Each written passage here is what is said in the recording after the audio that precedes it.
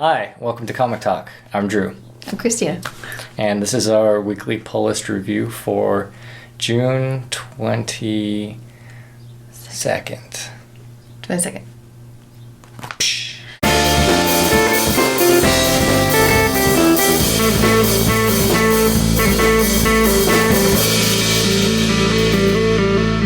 So we have 5 titles that we're going to look at today. Count 5.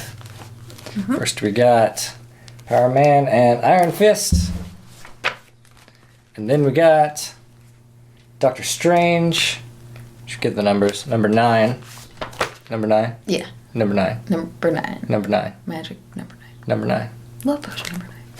Action Comics Rebirth number, whatever the hell this is, 958.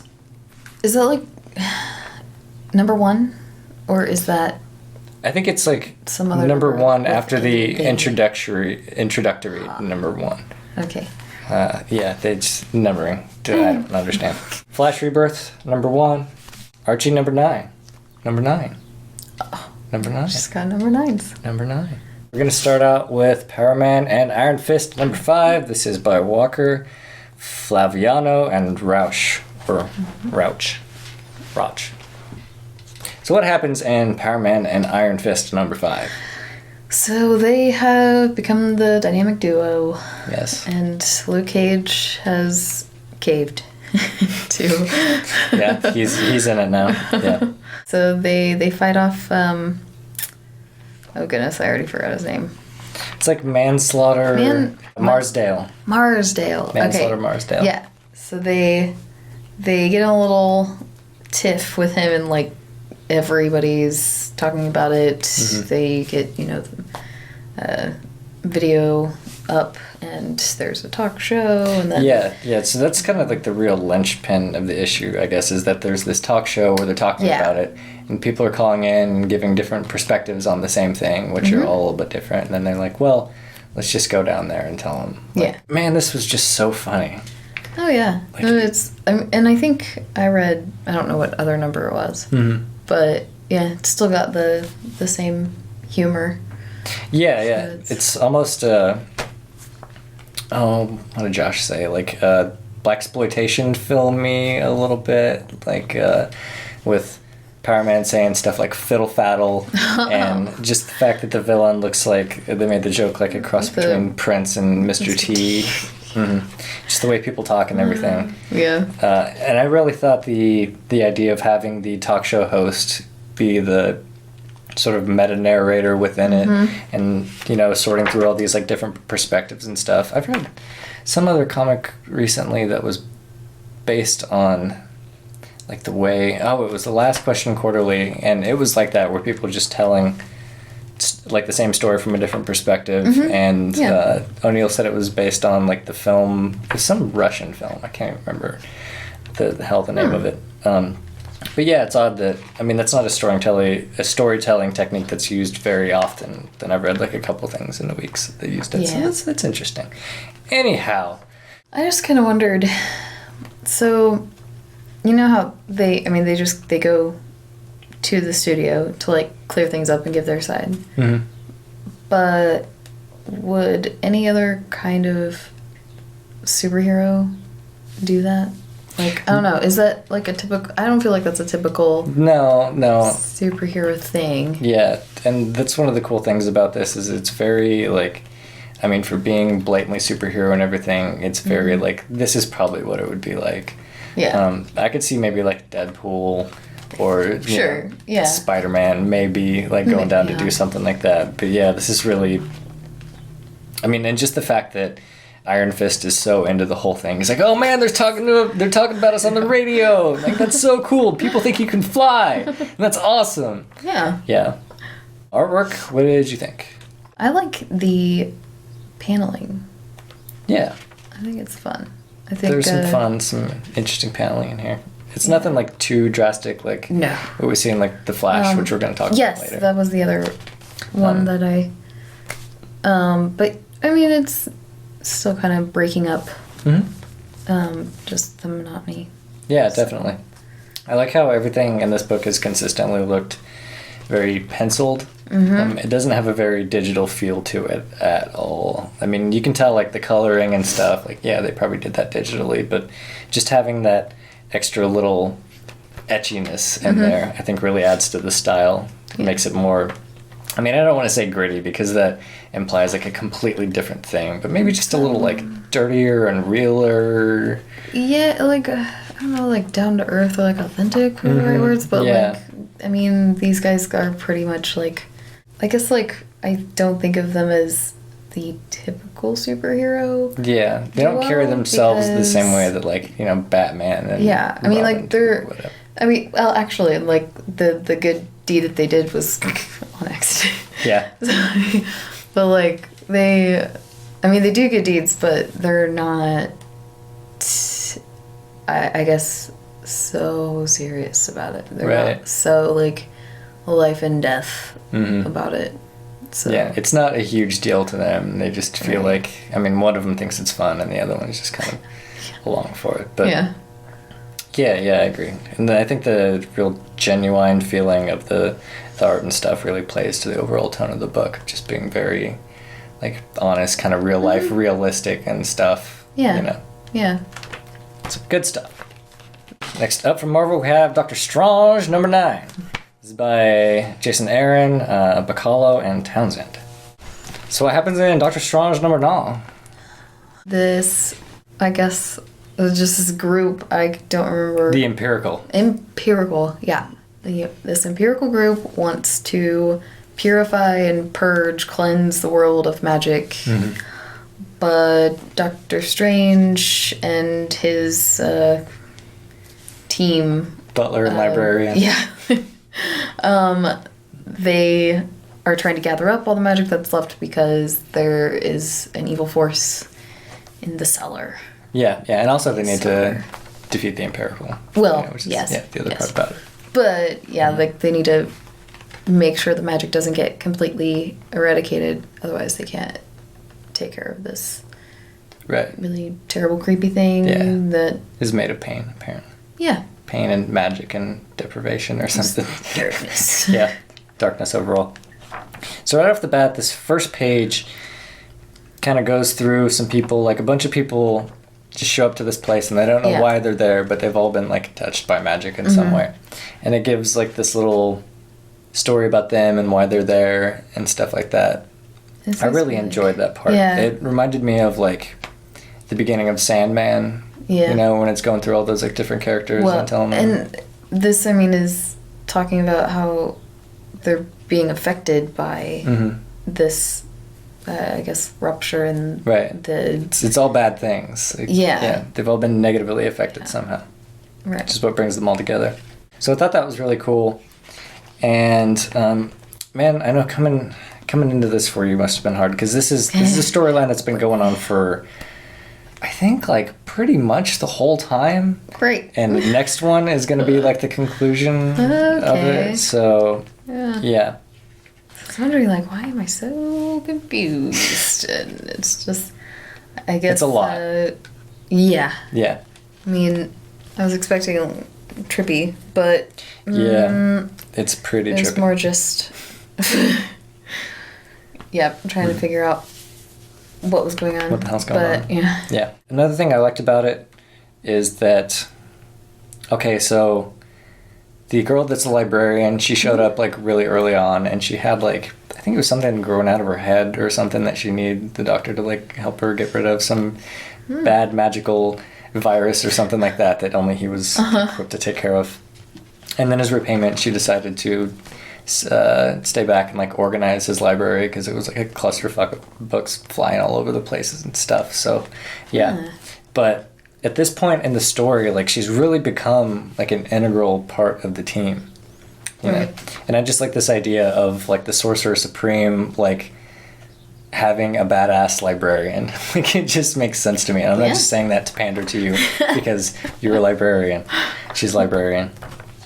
But it just, I don't know, it makes sense. I can't believe that, as far as I know, this is, like, the first time that he's really had, like, a librarian sidekick or anything like that. Yeah, I mean, I'm not super familiar with Doctor Strange. I know his butler is kind of a mainstay, and also like a secret badass. But Right. yeah, I think the librarian thing's pretty new. So I guess, like, I mean, so with the flying books, like, does that come into... I mean, is this just like an 'cause they're introductory, like, magic they're just books. flying around and Yeah. being unruly books or something? Yeah, because they're magic books, so they all have little quirks about them. Like one's always smoking or something like that. And, Oh, that's fun. yeah. Yeah, I mean, a lot of this is just certain plot points coming to a head, like Wong's gang of sacrificial monks that have been taking hits for him for a while. That really comes to a head, and he finds out about it. I also really like the fact that he didn't know about it. I think it would put a completely different spin on the character if he was like, "Hey Wong, I need you to go gather up a bunch of monks and have them take my hits for me." But yeah, I mean, it's been good as always. The art is good as hell. Like, this has consistently been really, really good artwork. Like a hodgepodge of a ton of different styles, and they're all executed really well. The thing in the cellar, we've just kind of known was bad up until this point. This is the first like real glimpse that we get of like it interacting with anybody or like doing anything besides, I think it's killed a couple people. Okay. All right. But I like it's like personified at one point, and like this little wraith kind of guy comes up and like talks to people and stuff like that. And this thing is basically like, I mean, like show it to you, it's a mass of like mouths and eyes and that little mask right there. And I don't know, I just thought it was clever that the inclusion of the skull / mask, whatever, that acted like if it needed to interact with somebody, it's like, here, look at this, because, you know, this makes more sense to you than the rest of me. Yeah. So, yeah. It's very polite for a thing made out of pain. You know, it's thoughtful. Yeah. Next we have Action Comics number 720,000 or something, 958. That's what it was. This is by Jurgens, Zurcher, and Areola. Could be Areola. Do you want to summarize this one? Because I mean, it's like all just Batman, or not Batman. There's so much Batman in Supermans. Yeah. Too many Supermans. Clerks. Yeah, too many Supermans. And then a Lex Luthor. Yeah, who's also one of the Supermans, sort of, maybe. Yeah, so it's just like everybody's Superman now. This, I mean, all in all, it's basically a big action scene. Yeah. The whole thing is just fighting and, you know, stopping people from being murdered this way and that way, here and there. And it's just a slowed down fight. And we do get a lot of different perspective on it. Like, we get this new Superman's perspective. We get a good bit of his wife's perspective, which I loved. Yeah. We get some of his kids.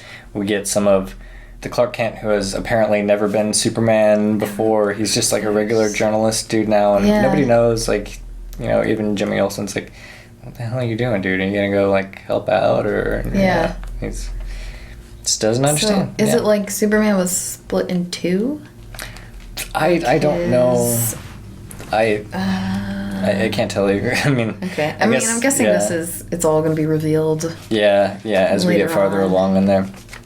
It's kind of interesting, though. I mean, because even Doomsday is the same but different, is what it sounds like. He's different. Like, because normally he's just this sort of relentless beast that just, you know, kind of attacks blindly, and you know, and this Superman's kind of caught off guard because he seems to be using strategy and stuff, which is kind of like no fuck, because without strategy, like, he's killed Superman before, so that's definitely a cause for concern.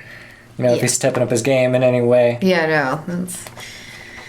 But all that out of the way, like the fact that it's basically just a big fight scene and everything, I enjoyed this quite a bit. Yeah, I mean, if I get past I don't know. It was like, was I supposed to be confused? Or was I not supposed to be confused? About what specifically? The different Supermen. That, you're meant to be confused, because, I mean, I was confused. Okay. So, and if you're not meant to be confused, then I don't know. I don't know what to tell you. But, yeah, with the Clark Kent that's not Superman, like, nobody knows what the hell's going on with that. Okay. And I really like that, because it was brought up last issue, I think close to the end or something like that. He was Oh. revealed, and it's like, you know, who the hell is this guy? How can he exist? He looks just like him, and his name is Clark Kent. That doesn't make sense. And it's not answered in this issue. Okay. Which is great, because I feel like a lot of books like in this genre, this, you know, your typical Kate book kind of thing, would have just like first page or within the halfway point or something like that, just like giving you the answer and like, you know, moving on, whatever. Yeah. But I like that there's a lot of mysteries that aren't necessarily in the direct foreground at the time that are sort of building around this thing. Mm-hmm. You know, and because it's all based on the fight scene, you know, they can kind of do that, because the focal point is always going to be on Superman and Doomsday, like, you know, trying to best one another. Yeah. But then, you know, as they sort of like go around and we get these different people's perspectives, you know, we get like little pieces of, you know, stuff here and there that, you know, either like poses questions or, you know, gives you a little bit more of, you know, questions that were posed in the previous issue. And it just feels well done. Like it's a typical Kate book, but it feels like Jurgens like gives a shit about it. Like he wants to tell a good story, and he wants to, you know, build these characters and show drama like where there is drama and do it justice. And yeah, I just like it. Definitely. I like it. Don't mind some mystery. Never hurt anybody. Artwork, I would say, is pretty typical of a DC book. Maybe slightly more penciled, which is cool. I mean, we get some different kind of gradient patterns and just texture overall. Like, I feel like this is a very textured, digital-looking book, given it does look super fucking digital. Yes. But in a book like this, I almost think that's part Kind of the charm. Have you ever watched like any of the movies, the DC movies, like animated ones? So like they made one out of they did a Death of Superman one, and they did I think an All-Star Superman one. I That was pretty good. Like War and the one before it that I don't remember now. Yeah, there's a couple of Justice Justice League. Is that the ones? The Justice League like ones. they're like the adult Yeah. animated. Yeah, except for the Flashpoint one. That's when fucking kids. But yeah, I would say style-wise, it reminds me of that. I mean, you can tell it's not as clean as that. You know, I would say there's a good deal more texture, but as far as like the color palette and, you know, the way that everything's just kind of pretty and stuff, yeah, I could see that. Yeah. Again, just a ton of blue in this whole issue, which I think is awesome.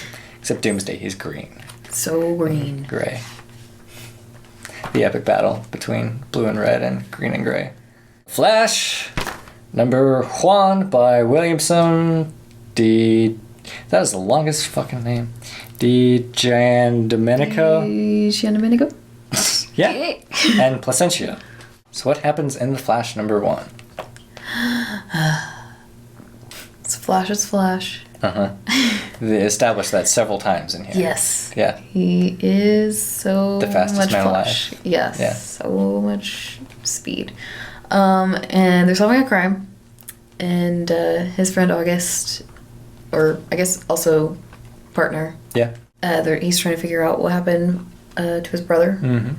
And so it kind of like progresses. They're slowly like, well, August is trying to figure out who it is while Flash is like trying to figure out who it is and then like save some people and then like also save some more people. And I think this whole thing is like him trying to be in multiple places at once. Yeah. Just always. Pretty big Flash just theme. about, Like, you know, how he's so fast but always. Still late. Yep. Yeah. Was that, or are they just talking about Wally because, like, for a second he got to see him, or is Wally supposed to be around? So in the Rebirth number 1, like the one that kicked off like this whole thing, there was Wally West like eventually becomes Kid Flash, and then he takes over for Flash like at a certain point. That's like old school DC, like that's pre-New 52 stuff. So in the Rebirth number 1, it's Wally going around to everybody he knows, like Kid Flash Wally going around to everybody he knows and trying to find somebody that loves him enough to remember him and say his name, and that's gonna fix the universe somehow. It's written by Jeff Johns. It's so stupid, but yeah. So now he finds Barry, who, you know, being the love of his life, you know, said his name Right. and brought him back. Oh. So now there's 2 Wally Wests in the world now. So there's the Wally that was already there, and then there's the one that got lost in some kind of rift where they all lost 10 years of their life. Right. Okay. Yeah. So Alrighty. there's this little sequence here that I think is a pretty good summary of the type of writing in this book. Okay. So he's investigating this crime scene at this science place or whatever. Mm-hmm.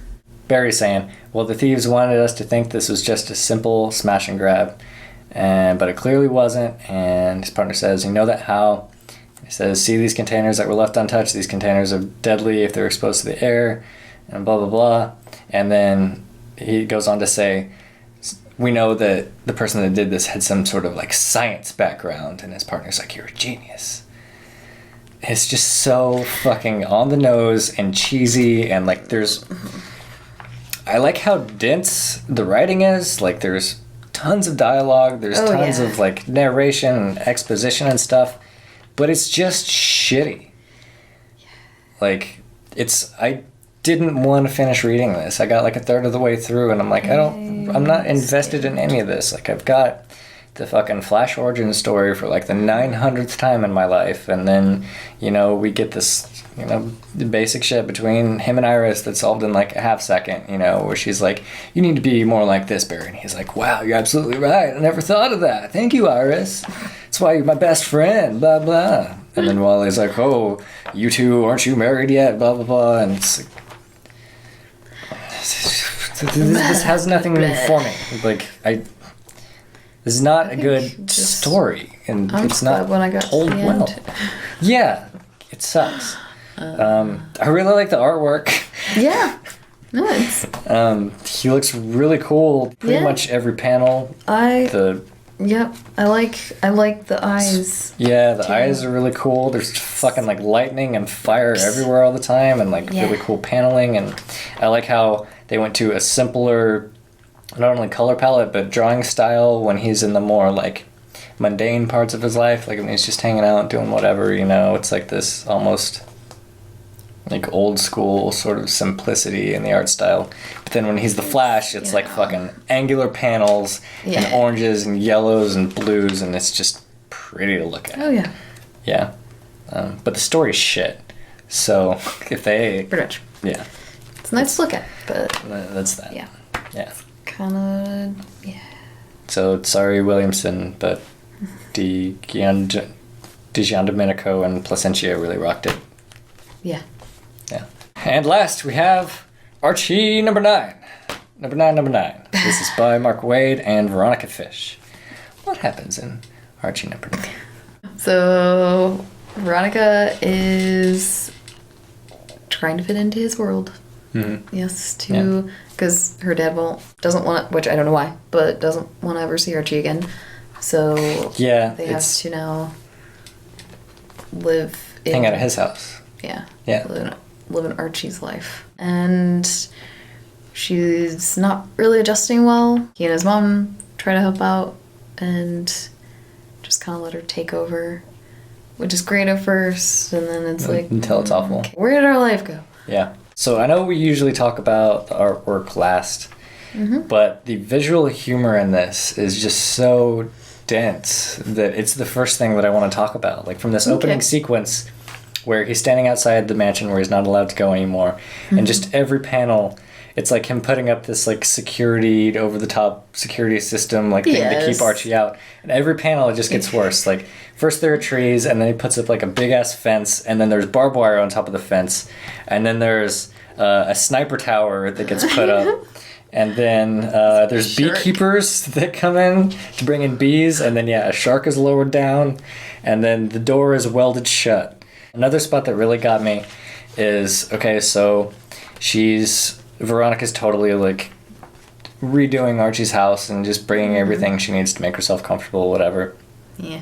And I think the dad's gonna freak out about it. Right. And then we get this, like, you know, there's this 9-foot fucking TV with, like, huge subwoofers on the bottom.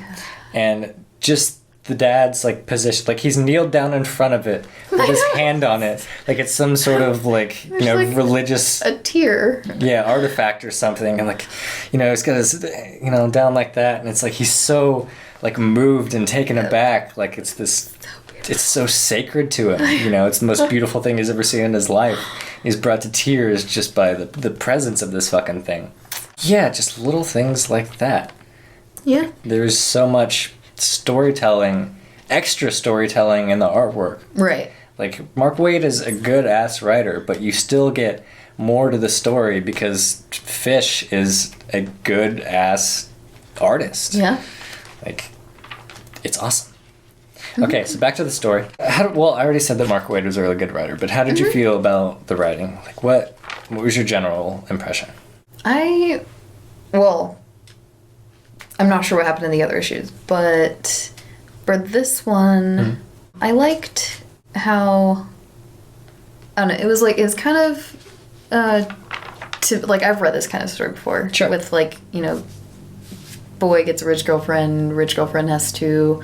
It's not a then it's like, yeah, and like it's easy to adjust kind of to like her lifestyle, and then she has to adjust his lifestyle, or right. you know, and he can't give her the stuff. Yeah, and so he doesn't feel adequate. But then like I did like, I guess that she's not a spoiled brat, like, but kinda. She rides the line pretty hard. But it's like, I guess though she's not super selfish. Yeah. I think maybe she seems more relatable than they usually do in that kind of way. Especially like since she's trying. There's obviously a love triangle thing. Mm-hmm. Yeah. So it could be a situation where it'd be easy to hate her because, like, there's, you know, the sympathetic BFF that, like, the girl next door. This little grease monkey, and then, like, this totally, like, girl next door. And grease monkey. So, and then there's this, like, super rich, pretty girlfriend who we could hate. Yeah. And then just root for the girl next door, but then we really can't hate her because she, like, tries to actually help out. Yeah, like, she's very sincere. Like, she tries to help in the way that she thinks is helping, you know, and then, like, that's not working, and she gets her fucking, like, heart broken, like, over here in this conversation, and then, you know, we see her trying to help in the way that, you know, she now thinks is, like, appropriate, but she's just not.